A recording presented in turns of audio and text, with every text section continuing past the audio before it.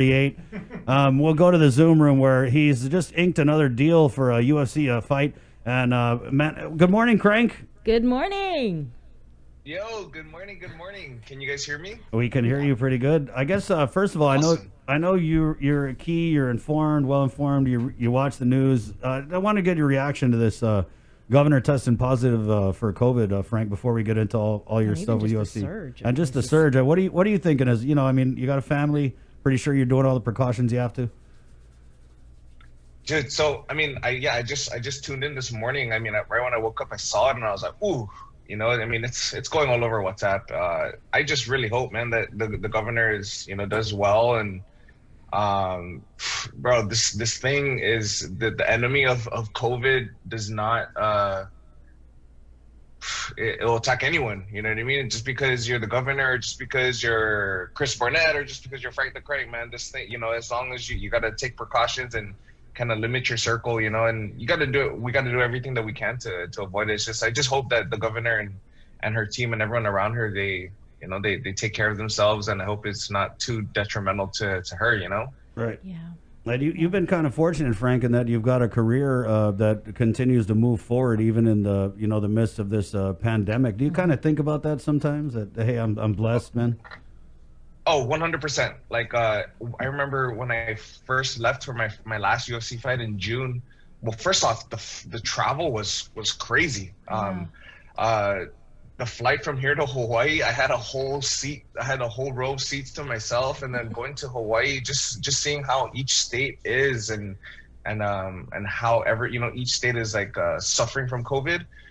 The Hawaii airport was like it was empty, it was like a ghost town. You get to California, it was all kind of weird, and then when I got out there, it was kind of like it was at the peak of all these protests and riots, and it was just it was wild, so thinking about that, we're very fortunate to be where we're at now. I mean, we have a lot of our issues that we're dealing with, but to answer your question, yes, very, very fortunate, and that my company and the UFC is taking all the precautions needed so that we can have events.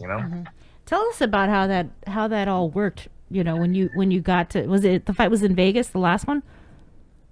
Yes, Right? my last fight was in Yeah. Vegas. How do they do that? When you go to the UFC headquarters or wherever you guys go to fight, they swab you, or I'm just kind of curious. So How does this all work?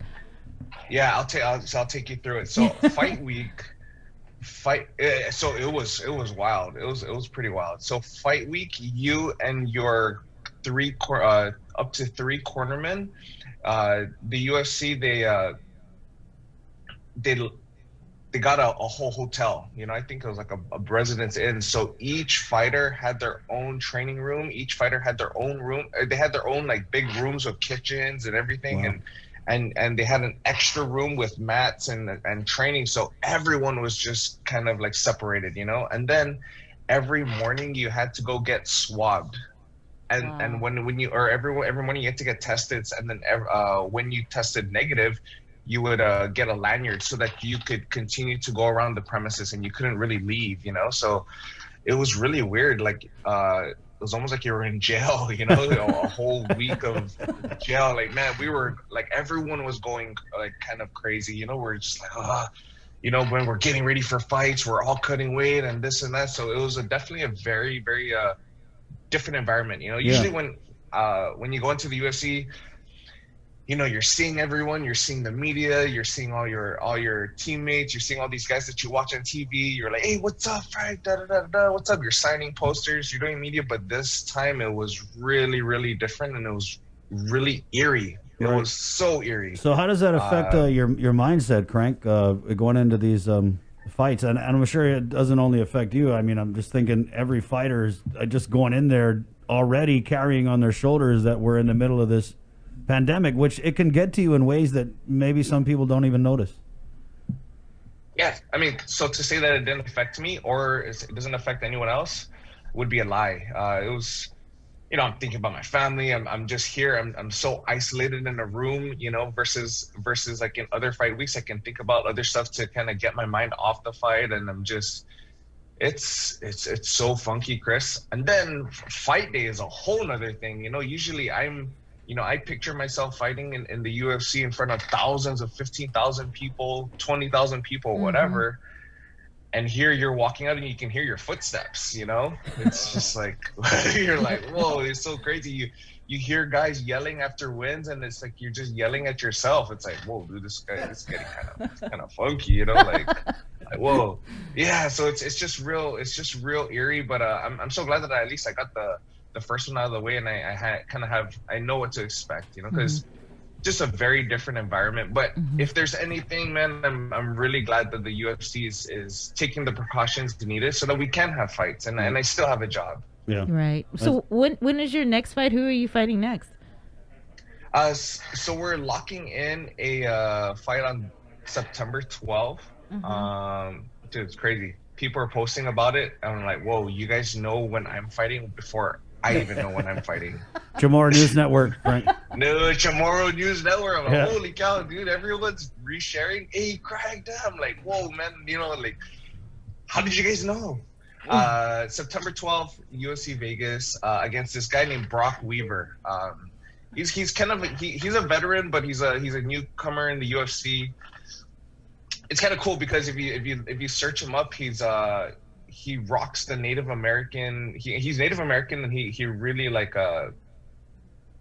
he's a proud Native American in the UFC, and so he comes out with I don't even know what you call it, the feathers, right, and everything. So it's gonna be cool. It's That's gonna be Battle cool. of the Natives. Right. Yeah. And I heard you talking about that, Frank, and I heard you saying that you researched this guy's history, and that he, and like you, is really pumping, his people and where he's from. So that is going to be neat to see the headdress on one side and, the big Sinai on the other.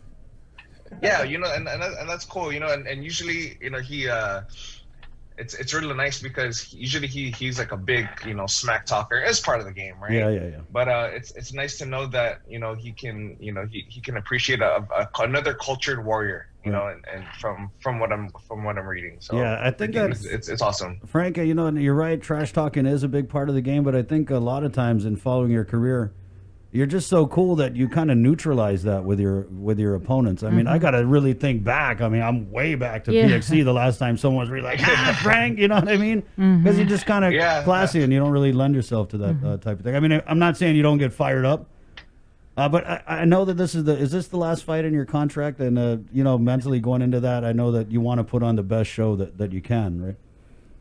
Yeah, so the last fight of my contract, I'm not on a good standing. I'm coming off 2 losses, 2 first-round losses, so, I would be lying to tell you guys that, and to tell everyone that, like, oh, no, I'm just going to go in there and I'm going to do my best. Like, it's, man, it's really the food on the table's on the line, and whether the pressure's going to get to me or whether the pressure's not, either way, I have to go out there and I got to perform and I got to do it. I got to do it right. I got to get the W, everyone's saying, oh, fight of the night, Frank. But I'm like, I promise I don't like getting punched in the face, So, yeah, a fight of the night means that it was a very good fight and I don't want to get punched in the face. So,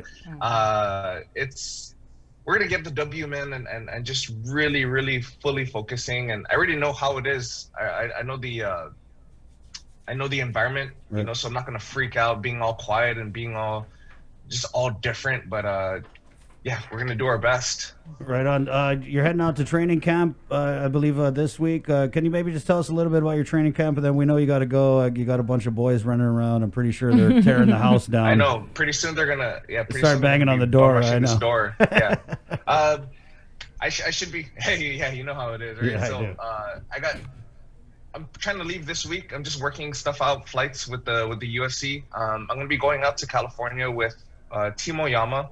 We got training partners already that are gonna that can emulate my opponent, Brock Weaver. So we're just gonna we have about 5 weeks and just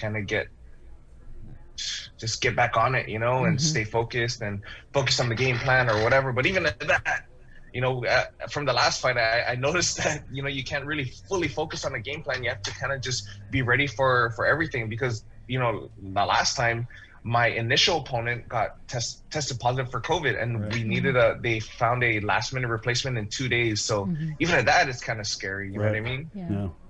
Well, we wish you continued success. It's always nice to see how I remember you when you first were in PXC. I think I interviewed you, and just to see how you've grown. So congratulations and best of luck to you in September. Yeah, Frank, I think it's really cool that you've grown over the years, but your head hasn't. I mean, you remain humble and grounded and respect. Well, representing the islands well. Yeah, definitely. Man, thank you guys. And I really owe that to the island. I don't mean to make it sound cliche or whatever, but it's kind of maybe the tight knit community.